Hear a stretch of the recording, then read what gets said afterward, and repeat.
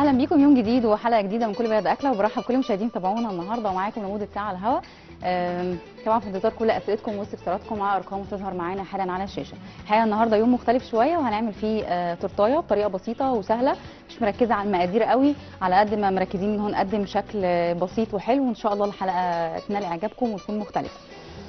اول حاجه عندنا مقادير سبونج، هقول لكم طبعا المقادير وهتنزل معانا على الشاشه. مقادير السبونج: عندي 5 بيض، عندي كوبايه وربع من الدقيق، عندي كوبايه من السكر، ربع كوبايه من النشا، معلقه صغيره من البيكنج باودر وفانيليا. بضرب السكر والبيض والفانيليا لحد لما يعمل معايا فوليوم عالي جدا وكثيف. بعد كده بنزل عليه بالمقادير الجافه بالتدريج وبقلبها بالراحه جدا. المقادير دي على مقاس صينيه 22. تدخل بعد كده الفرن على درجه حراره 180، ما بفتحش عليها قبل 45 دقيقه. عندي بعد كده الحشو: كريم شانتيه بس او كريم شانتيه وباستري كريم. انا اوريدي حاشيه الكيك بتاعي بس هنجلسها من بره. عندي هنا كريم شانتيه وعندي باستري كريم، انا هضرب الاثنين وهاخد ميكس من الاثنين، هلون جزء واخلي جزء معايا ساده. عندنا كمان جناش بس هنتكلم عليه في خلال الحلقه واحنا شغالين افضل عشان ما نتوهش من بعض. طيب ادي الكريم شانتيه. دايما الماده السائله بتكون ضعف الكريم شانتيه، سواء انا بضرب بلبن بضرب بميه، بس لازم طبعا تكون مثلجه. خلاص اشغل بس الكهرباء. يعني لو قلت 250 جرام من الكريم شانتيه يبقى عندي 500 مللي من الميه المثلجه او من اللبن. تمام. كل ما بضرب فيها كل ما بتزيد معايا الكثافه بتاعتها. والكريمه دي انا هاخد منها على فكره للجناش زي ما اتعودنا. ممكن اعمل الكراميل او الجناش من الكريم شانتيه المخفوق، مفيش اي مشكله خالص، والدنيا سهله زي ما متفقين. واعتقد الناس كتيره اللي جربت الموضوع بسطهم وحسوا ان المقادير الحمد لله مظبوطه.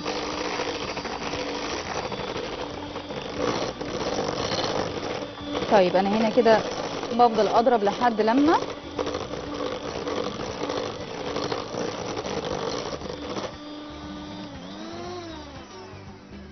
تمام القوام ده بالنسبه لي كويس جدا. هضرب بعد كده الباستري كريم، وبرده الماده السائله ضعف الباودر نفسه.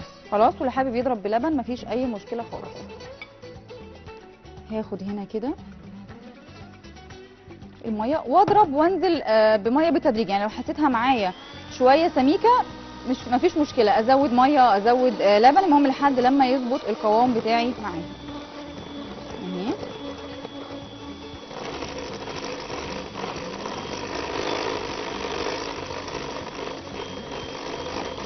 انا عايزه الكريمه بتاعتي تكون لونها اوف وايت شويه. في بقى حاجه مهمه، انا هنا ما اتكلمتش عن السكر لان انا مش ضايفه سكر، انا بعتمد على الحلاوه او السكر اللي في الباستري كريم، هو ده اللي هيظبط لي معايا الكريم شانتيه الخام. انا مش محتاجه سكر تاني، لكن برجع دايما وبقول ان هي اذواق.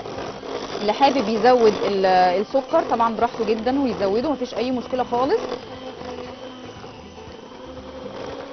اهي بفضل هنا كده بالتدريج لحد لما القوام بتاعي يظبط معايا.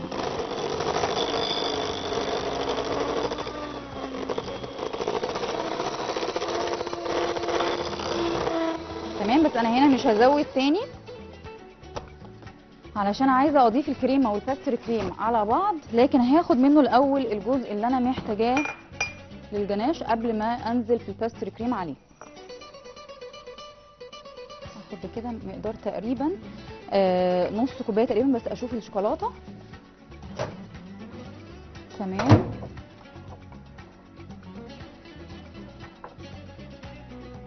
بصوا انا هنا سيحت شوكولاته بيضه خلاص، عشان انا هلون الجناش بلون موف. خلاص، فانا عايزه اعمل ايه؟ عايزه الونه علشان يمشي شويه مع الورد اللي انا هزين بيه، يكون تقريبا من نفس اللون.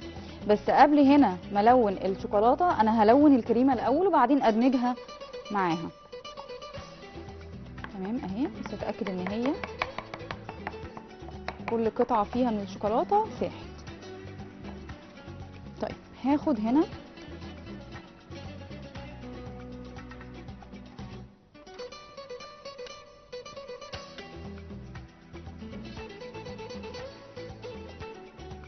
تقريبا لونت ايدي انا.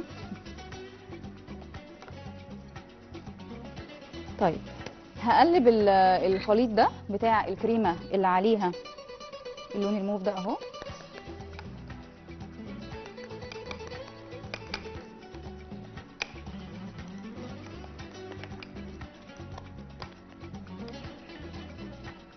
بصوا الكريمه معايا بقت لونها عامله ازاي. هنزل بيها بعد كده على الشوكولاته.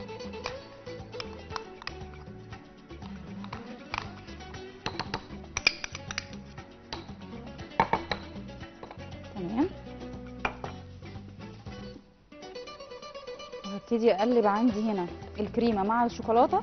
فبصوا الكريمه عندي والشوكولاته بقوا لون واحد اهو خلاص. هو ده اللي انا عايزاه.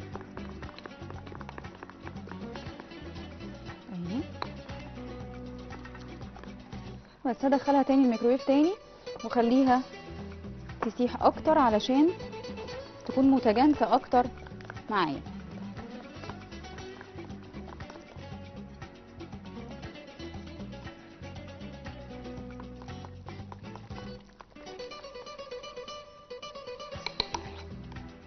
تمام.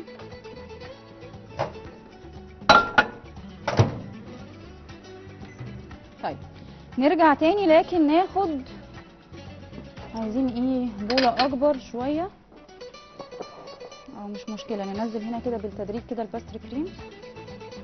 نضربهم بقى الاتنين مع بعض.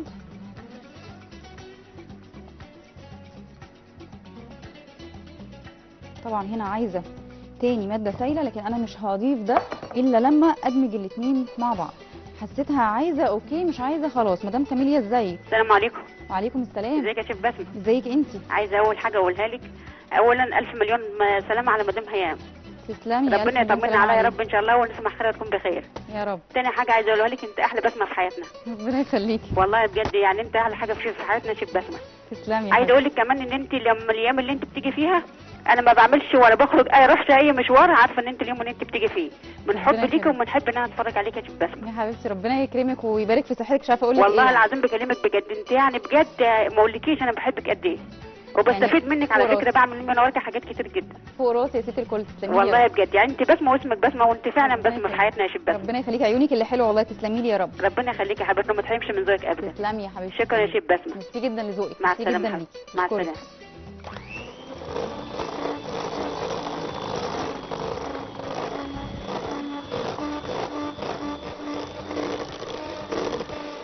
بصوا انا هنا بضرب اهو الكريم شانتيه مع الباستري كريم خلاص لحد لما يظبط معايا. لو عايز ماده سايله هديله تاني بس مش عايزه اتسرع عشان انا مش عايزه الكريمه معايا تكون خفيفه.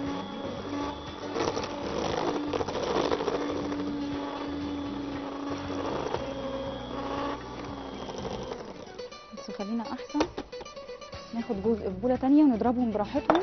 ده انا حاسه الدنيا كده صعبه شويه.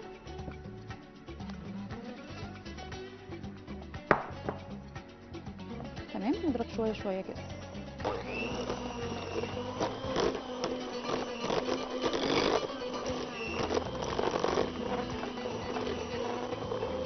طيب هنزل هنا بسيط كده من الميه واحده واحده برضو مش كتير.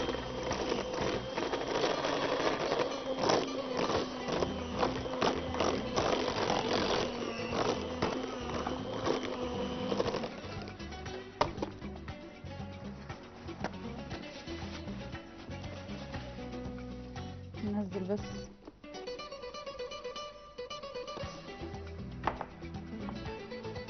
اجيب بس الجوانب علشان كله يتجانس مع بعض وياخد نفس الخليط الكريمه ده. انزل بس بشويه ميه او لبن زي ما تحبوا. خلاص. اللي جرب الباستري كريم يا جماعه مع الكريم شانتيه الخام اللي ما فيهوش سكر مع الباستري، لان الباستري كده كده فيه سكر، عجبه جدا مقدار التحليه او السكر اللي فيه، ان هو يعني بيعادلوا بعض جدا، فالموضوع مش محتاج سكر كتير. خلاص. طبعا انا دايما بفضل اجيب كريم شانتيه خام مش المسكر، لان هو هيرمي معايا اكتر وهيديني اكتر. اللي فيه سكر الحقيقه ما بفضلهوش يعني لانه مليان سكر كتير جدا. كميه الكريمه فيه بتبقى اقل. يعني فلوس بفلوس نجيب الحاجه الكويسه والخام افضل.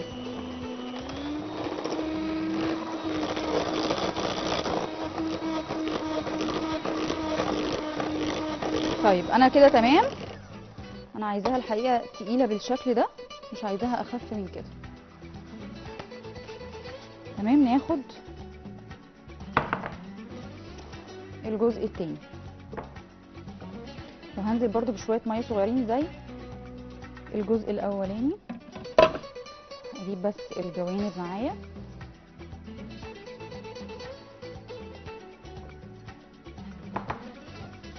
تمام. وبرضو اكمل خفق فيها. اي كريمه تزيد منكم حطوها على طول في علبه في الفريزر، تنفعكم جدا في اي وقت تطلع، بس ما بفضلش برضو انها تقعد كتير، وافضل ان انتوا تعملوا على القد. لكن لو فرضا ان هو زاد فاشيلها في علبه محكمه وادخلها عندي الفريزر، تخرج بعد كده لحد ما تبقى بحراره المطبخ، اضربها شويه كمان وهيشها معايا بتبقى مظبوطه.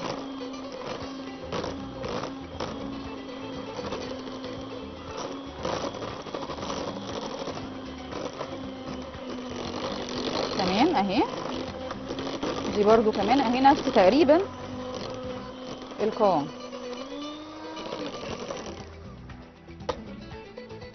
مدام ايناس ازيك؟ الله يسلمك يا شيف بسمة، ازيك؟ اخبارك ايه؟ الحمد لله، تسلم ايديك يا حبيبتي. تسلمي لي يا ست الكل. بصي يا شيف، انا عندي قشطه اللي هي الفاكهه دي. اه كنت جبتها ما لحقتش اعملها، شلتها في الثلاجه في تمام. الفريزر. مش عارفه اعمل بيها عصير ولا تنفع ازاي، اعمل بيها ايه؟ هي في الفريزر دلوقتي. ممكن عصير وبتتاكل كده عادي، او عصير. عصير. طب اضيف معاها ايه؟ لبن، موز، يعني ميكس اي حاجه تانية معاها، اناناس. طيب بصي يا شيف، انا عملت مانجا مخللها وبقالها مده في الثلاجه. تمام. بس هي مسكره والمستردة بتاعتها كتيره. مسكره؟ وفيها مستردة كتير. يعني الظاهر ان انا ضفت كتير، مش عارفه اعمل لها ايه. طيب ضيفي لها شويه خل وليمون. طيب انا عندي توم برضو، التوم عمل شراشيب من فوق كده وعمل زي ديل من تحت، مش عارفه اعمل فيه ايه برضو. عمل ايه؟ عمل زي ديل اخضر كده تحته وعمل شراشيب من فوق. هل استعمله ولا ما ينفعش؟ اخضر؟ هو كده التوم اكسد وصول له هوا، عشان كده دايما بقول لما نيجي نحفظ التوم لازم تكون في حاجه محكمه، ولازم افرغ الهواء منه ما اوصلوش هواء، واحط زيت عشان ما ياكسدش. هي دي مشكله تخزين التوم. طب يعني ده كده غلط؟ يعني كده ارميه؟ هو صحيا طيب انا متشكره. ميرسي جدا. سلام. اشكرك. غلف الكيك عندي من الجوانب. هناخد فاصل سريع جدا، نرجع مع بعض نكمل بقيه التورته.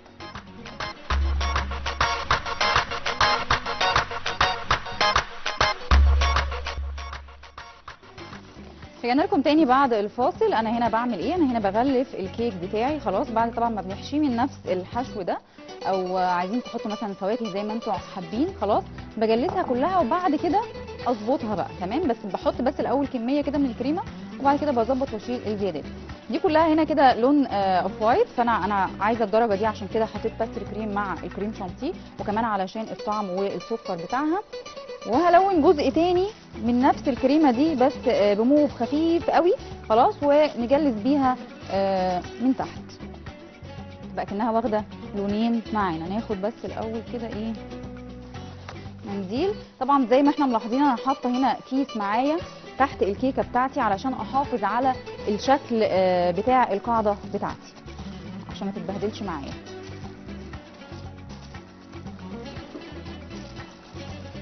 تمام. واشيل كده الزياده خلاص. انا بلف اهو وبشيل الزياده بتاعتي.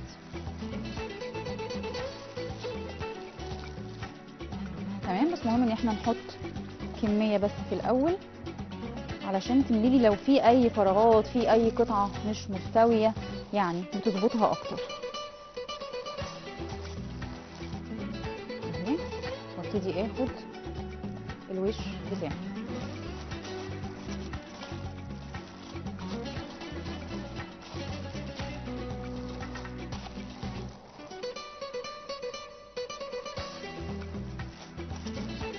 تمام. على قد ما اقدر كده واظبطها. عايزينها تبقى بشكل عشوائي شويه، مفيش اي مشكله خالص. تمام كده اهي. والفها بشوف لو فيها اي حاجه عايزه تتظبط بمشي عليها تاني. يعني للي ملوش في عجينه السكر او حاسس انها تكون تقيله او شغلها متعب او احنا بندفع فيها فلوس وفي الاخر مش بناكلها وبنرميها، فممكن نعمل قريب من الشكل شويه، لكن ان انا اجلسها بالكريمه.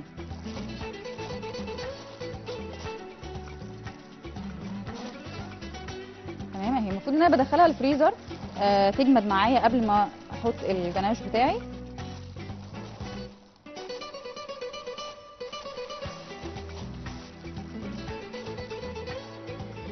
تمام. طيب هاخد بقى لون بسيط جدا جدا على، هاخد مثلا جزء هنا في البوله دي لما نحط كتير عشان دي كميه، نقول مثلا قد كده. دي هحط عليها لون بسيط قوي من الموف او اي لون بقى تحبوه. يعني انا عشان جايبه الورد بتاعي موف عشان بحب جدا جدا الحقيقه لون الموف، فلكن انتوا تعملوا اي لون يعجبكم مفيش اي مشكله خالص. بس لون بسيط، نقطه صغيره جدا، واشوف وانا بضربها لو عايزه اغمق تاني ممكن.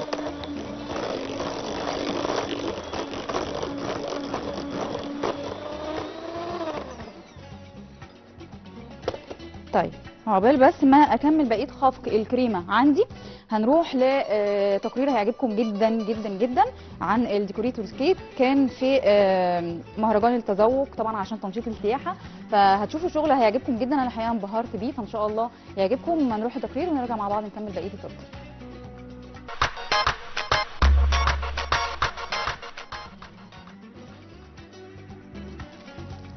رجعنا لكم تاني بعد التقرير، والحقيقه كان يوم ممتع جدا، وانبهار الناس في اليوم ده كان الحقيقه كان حاجه فعلا ممتعه وحاجه فعلا مبهره لينا.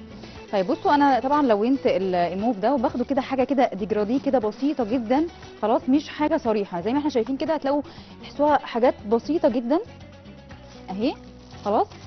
وباخدها برده بلفها تاني بالشكل ده علشان اخليها مستويه معايا. والكيس اللي انا حطاه او ورق زبده لو ما عنديش اكياس زي ما تحبوا، في الاخر بيخلي لي نوعا ما بيساعدني على نظافه القاعده بتاعتي علشان ما تبقاش الدنيا معايا متبهدله اهي. شايفين؟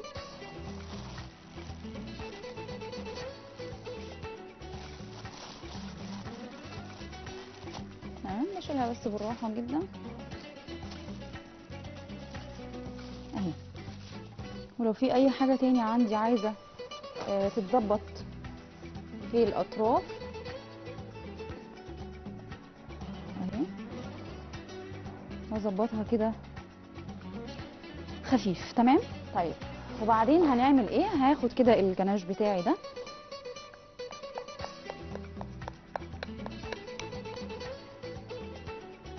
تمام. انا بس عايزه اغطي الوش. مدام ناديه ازيك يا مدام ناديه؟ طب حاولي تكلمينا تاني. خلاص بفردها عندي كده اهي. ولو التورتايه كمان ساقعه هتلاقوها بتشد معانا بسرعه جدا.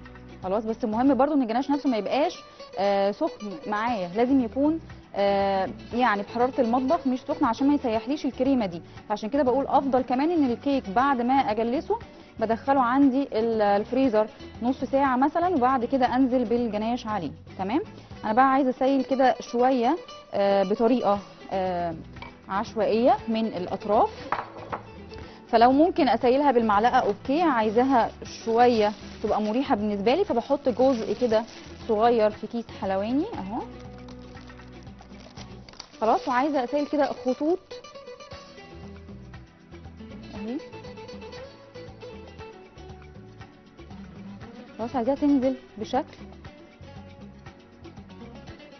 عشوائي. انا بس بزودها بس من الجناب شويه علشان انا عايزاها تنزل معايا اكتر. طبعا لو في الفريزر زي ما قلت لكم هتلاقوها بتمسك على طول، حتى يعني السيلان ده هتلاقوها مسكت على طول معانا.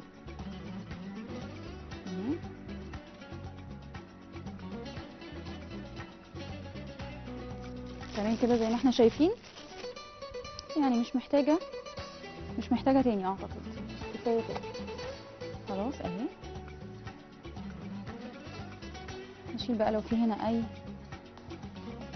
حاجه نزلت زياده، ممكن اشيلها بالراحه كده من على الحرف. تمام. وبشوف انهي اتجاه اللي انا عايزه ازين منه، ابتدي ازين منه. يعني بفضل الف كده التورتايه بتاعتي واشوف عايزه ازين انهي اتجاه.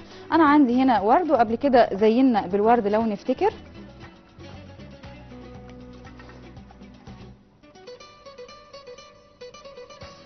الورد بقى يعني الشكل اللي يريحكم طبعا، واللون اللي تحبوه.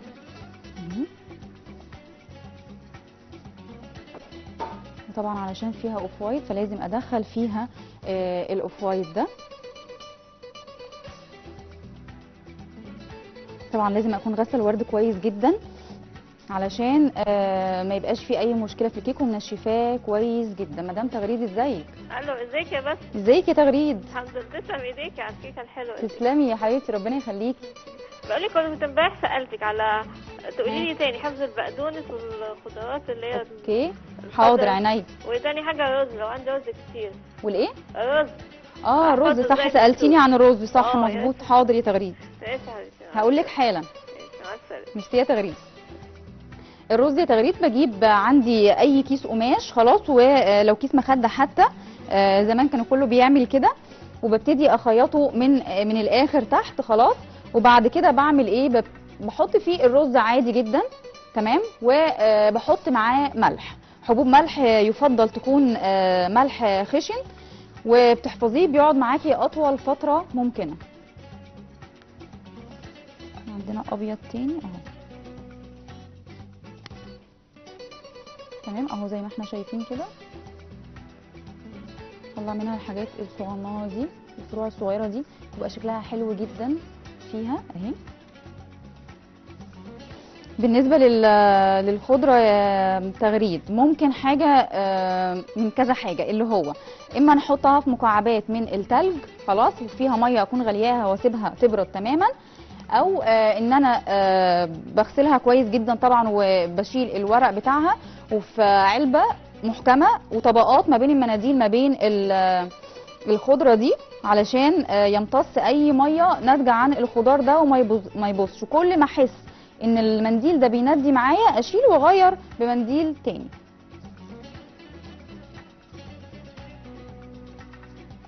تمام اهي كده شايفينها معانا شكلها عامله ازاي، ميكس كده ما بين الالوان، لكن تدريج الالوان. يعني لو بصينا هنلاقي ان في لون اساسي لكن متدرج في كل حاجه. احط بقى ايه اخر واحده دي كده اهي. مش محتاجه تاني صح؟ محتاجه تاني؟ مش محتاجه. طيب خلاص كفايه كده. طيب دي كانت التورتيه بتاعتنا النهارده. يعني يمكن شرحناها بسرعه، لكن انا بتمنى ان هي تكون خفيفه وبسيطه بالنسبه لكم، واعتقد ان هي شكلها بيكون لطيف وكمان يعني ما فيهاش فرد وعجينه سكر وبعد كده مش هناكل عجينه السكر، لا لطيفه كده وفي السريع. طيب حابه اقول لكم حاجه. انا بقالي 4 سنين في التلفزيون، واي حد عارف بسمه كويس جدا عارف يعني ايه ماسبيرو بالنسبه لبسمه، ويعني ايه التلفزيون، يعني ايه قناه العائله، ويعني ايه كل الناس اللي في قناه العائله بالنسبه لي.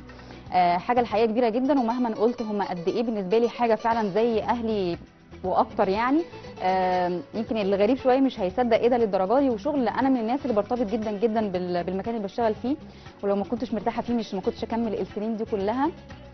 ناس في قمه الاحترام. في الاول وفي الاخر طبعا شكر لربنا طبعا على كل حاجه قدمها لي، وزوجي طبعا لانه ساندني كتير، ووالدتي طبعا لدعاها. ده كده حاجه على جنب. نيجي بقى لمجال الشغل نفسه. مجال الشغل نفسه انا بقى لي 4 سنين في ماسبيرو، ويمكن اللي ما كانش متابعني من الاول دخلت ماسبيرو ابريل 2013، واحنا النهارده برضو في ابريل 2017.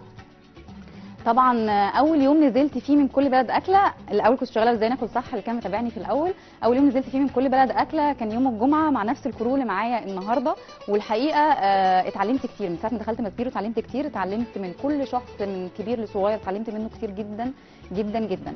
ما كانش في بسمه سباعي، ما كانتش بتعرف تقف قدام الكاميرا، ما كانتش بتعرف تتكلم، ما كانتش بتعرف تفكر في حاجات معينه. يمكن الواحد بيجتهد لكن ما بيجتهدش لوحده، في ناس كتيره جدا جدا جدا ورا الكاميرات في الكنترول وفي الاداره نفسهم. يعني دي الجنود المستخبيين زي ما بنقول اللي مش باينين للناس، لكن طبعا النجاح ده ما بيكونش نجاح لشخص واحد، بيكون نجاح للكل. شكر خاص جدا جدا جدا من كل قلبي، وبقول لاستاذ مختار ونعم الاب ونعم الاستاذ. مهما قلت مش هقدر ان انا اوفيك حقك خالص، ومهما قلت مش هقدر اقول انت قد ايه وقفت جنبي وقد ايه ساندتني في حاجات كتيره وقد ايه نصحتني فعلا من كل قلبك. فعلا كنت بحس انك فعلا اب بينصح بنته. يمكن ما مرتش بالايام ان يكون معايا والدي في الدنيا، فانا الحقيقه حسيت ده منك بنصايحك، مش علشان سنا لكن هو كده يعني حاجه كده على بعضها. انا حسيت ان هو ابويا الحقيقه بكل نصايحه وحبه والعلاقات الانسانيه ففوق دماغي لحد اخر يوم في عمري. مهما مرت الايام ومهما مرت السنين فانا ما اقدرش انكر جميل اي حد، وبقول لك يا رب تكون البنت الصغيره اللي دخلت لك من 4 سنين وكان ليك نظره فيها زي ما بتقولي وان هي ممكن تقدم حاجه. بتمنى طبعا ان هي تكون فعلا قدمت حاجه على مدار ال4 سنين دول، وبتمنى ان هي ما تكون ما خذلتكش خالص، وبتمنى تكون فعلا رهانك كان صح عليها. ودايما لحد اخر يوم في عمري هفضل استشيرك في كل حاجه. ففوق دماغي كل كلام انا بقوله ده على فكره يعني صفر على الشمال من كل اللي جوايا، بس هي يعني حاجه بسيطه. يمكن انا مش من الناس، ويمكن قلت ده في عيد الام، مش من الناس اللي بعرف اعبر فيس تو فيس. يعني انا ممكن اقولها في مسج، ممكن اقولها ورا الشاشه في التليفون، لكن ما اقدرش اقولها قدام شخص معين. فبكن لك كل الاحترام وكل التقدير ودايما جمايلك كلها فوق راسي. نيجي بقى لكل الكاست اللي انا اشتغلت معاهم اللي فعلا قمه الاحترام، وقد ايه كنت مبسوطه معاهم وقد ايه كنت سعيده جدا بشغلي معاهم، وكل حد انا اتعلمت منه حاجه فادتني جدا جدا في حياتي. اغلب اصدقائي على فكره من ماسبيرو مش من بره. بشكر جدا جدا المنسقين، طبعا استاذ ماجد واستاذ طارق خميس واستاذ محمد خليفه. قمه النشاط والحيويه في الاستوديو لما ادخل يوم السبت والاقي الاستوديو كله عمال بيتجهز، ويعني حاجه تانية كده خالص. وطبعا بشكر برضو استاذ ممدوح علوان، اكتر من مره اتاخرت الحقيقه، كان بينزل تحت في التلفزيون عند البوابه عشان يشيل الشنطه وعلشان يحضر معايا الحاجات. فطبعا كل التقدير طبعا ليكم كل المنسقين اللي انا اشتغلت معاهم. كل التقدير طبعا للمخرجين، استاذ وليد عبد العال مخرج يوم الجمعه، اول مخرج انا نزلت معاه يوم الجمعه. اتعلمت منك كتير وبيهمني برضو رايك، واكيد انت عارف ده، ودايما كان بيقعد يقول لي انت ست قويه ومفتريه عشان الاكل اللي انا بعمله. فالحقيقه بجد بقضي احلى الاوقات هنا. حبيبتي وصديقتي اللي بحبها جدا جدا، بتمنى لها كل السعاده من قلبي، مروه وجيه. قد ايه بكون مبسوطه طبعا في حلقتك. استاذ محمد ابراهيم معرايشي طبعا حلقه يوم الخميس، كل الاحترام والتقدير ليك، قد ايه حد محترم جدا وكويس جدا وكان دايما بيقعد يساعدني في كل حاجه. المصورين بقى الاشهر مصورين انا اشتغلت معاهم، هند بكير طبعا، محمد صلاح، بولا طلعت، من اشهر المصورين محمد جندي، سامح عزب، محمد خبيري، هند فتحي، ناس كتيره جدا جدا. ببقى الحقيقه يعني مكسوفه جدا لو نسيت اي اسم. كل مساعدين مخرجين طبعا فوق دماغي. صديقتي وصاحبتي اللي يعني اسعدتني جدا باحلى حلقه فعلا عملتها لي، حلقه المطبخ المغربي لو نفتكر كده الاسبوع اللي قبل فات، ساره اشرف. طبعا كل التقدير ليكي، قد ايه فنانه مبدعه وجميله، وربنا يا رب يوفقك في كل حاجه. وطبعا اللي عمال يتكلم جوه في الاير بيس في ودني على طول يعني ابراهيم عز، واحلى كادرات اللي انتوا شايفينها دي كلها، واحلى شغل واحلى تقرير عيد نزلت عملته، واحلى برومو هنا عملته. قد ايه فنان وقد ايه لمساته بتبان طبعا جدا. كل المساعدين طمان وفهمي، طبعا طمان محمد ابراهيم ومحمد طمان وابراهيم طمان ومحمد فهمي، يسرى شيرين يونس، ناس كتيره جدا جدا، خايفه بجد انسى اي حد. عم علي، فوزي، وائل، الناس الفنيين فوق دماغي طبعا، قد ايه بيتعبوا معانا قبل الهوا، وقد ايه الدنيا بتبقى مضغوطه جدا جدا، وبيستحملوني طبعا لما بتاخر. الست الجدعه بزياده قوي قوي يعني، اللي على مدار ال4 سنين يعني تعباها معايا ومغلباها معايا، ام حماده. قد ايه هي غاليه عندي، وقد ايه هي طيبه قوي، وقد ايه انا عارفه ان هي بتحبني وانا كمان بحبها جدا. وطبعا يعني كل التقدير ليها وكل التعب اللي بتتعبوا معايا فوق طبعا دماغي. ده بالنسبه لكل الناس اللي اشتغلت معاهم، واسفه جدا لو كنت نسيت طبعا اي حد طبعا. نيجي بقى يعني الاساس بجد واللي بجد فوق دماغي والتورتايه دي لكل حد بيتابعني دلوقتي، المشاهدين الجمال بجد. لولاكم انا ما كنتش بسمه السباعي، ولولاكم ما كانش ليا اي اسم ولا اي معنى ولا اي نجاح لو انتوا شايفين نجاح. لولاكم لو انتوا شايفيني حلوه او حاجتي حلوه فده بيكم انتم. من اول يوم طبعا اشتغلت فيه وانتوا ساندتوني في كل حاجه بدعواتكم. انا عارفه انه في ناس من اول يوم معايا في التلفزيون وهي بتتابعني لاخر يوم، وعارفه ان في ناس جديده دخلت علينا ما كانتش تعرف بسمه وبعد كده عرفتها. انا بقول لكم بجد انتوا كل حاجه، وانتوا اساس نجاح اي حد، ورأيكم دايما بيهمنا جدا على فكره. مش انا بس، كل الناس، انا رأيكم يعني فوق دماغي. بحاول قد ما اقدر ان انا ادقق في كل صغيره وفي كبيره، ايه اللي هيبسطكم، ايه اللي هيضايقكم، ايه ممكن يشدكم في الحلقات، ايه محتاجينه نعمله، حاجات اقتصاديه، حاجات معجنات، اي حاجه كنت بحس ان هي ممكن تكون لمساكم كنت بحاول اعملها. اي سؤال طبعا فوق دماغي ويعني وفوق دماغي، واسفه جدا لو كنت بنسى اي سؤال طبعا ما بردش عليه، بيكون طبعا غصب عننا من الوقت. فبجد انا بقول لكم انتوا كل حاجه في النجاح ده. نسبه كبيره جدا جدا جدا من النجاح دي منسوبه لكم انتم، مش لاي حد تاني. متابعتكم لينا هي اللي بتنجحنا، ومساندتكم لينا هي اللي بتنجحنا. دعواتكم نمره واحد بالنسبه لي على فكره، بتفرق معايا جدا جدا فوق ما تتخيلوا. قد ايه ببقى ماشيه كده من الحلقه مبسوطه جدا باي كلمتين حلوين، او باي دعوه حلوه ليا او لاولادي، او لو انتم مبسوطين من شغلي. انا مش فنانه فظيعه ولا مبتكره ولا مبدعه ولا اي حاجه، انا بحاول اجتهد مش اكتر، سواء باكله او بفكره. بس انا دايما بقول انه الحمد لله رب العالمين، رضا ربنا ودعوات امي هي اللي بتحل في عيونكم الحاجه دي، مش اكتر ولا اقل. اي حاجه كانت يعني بتعلقوا عليها مثلا عايزين كذا، لا مش عايزين كذا، كنت بكون حريصه على قد ما اقدر ان انا ارضي جميع الاطراف. طبعا بيكون شويه معادله صعبه ان احنا نرضي جميع الاطراف، بس يعني بنحاول على قد ما نقدر ان احنا طبعا نرضيكم، بنحاول على قد ما نقدر ان احنا نلبي مواضيع الحلقات اللي بتطلبوها، سواء حاجه بتناقش بقى حديد، كالسيوم، الحاجات اللي اتكلمنا فيها كتير جدا على مدار السنين اللي فاتت. اي حد كان بيبقى حابب يتعلم حاجه كنت بحاول على قد ما اقدر ان انا ابسطها على قد ما اقدر.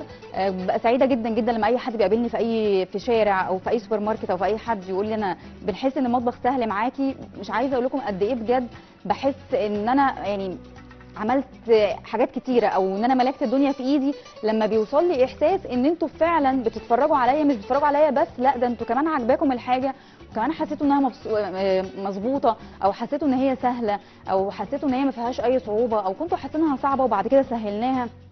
بجد مش عايزه اقول لكم قد ايه ببقى مبسوطه جدا بكلامكم وبشعوركم. الاطفال الصغيره اللي بشوفها دايما وبتقابلني ببقى مبسوطه جدا جدا. الاطفال دي بتتفرج عليا، عارفه انه صعب انه طفل يقعد يتفرج على اي حد بيعمل اكل وما بيقدمش حاجه للاطفال، بس فكره ان الاطفال تحبك دي حاجه الحقيقه يعني متعه الدنيا فعلا. يمكن انا دايما بقول ايه، انا ما بعرفش العب الاطفال، بس يمكن شويه بعرف اتعامل معاهم.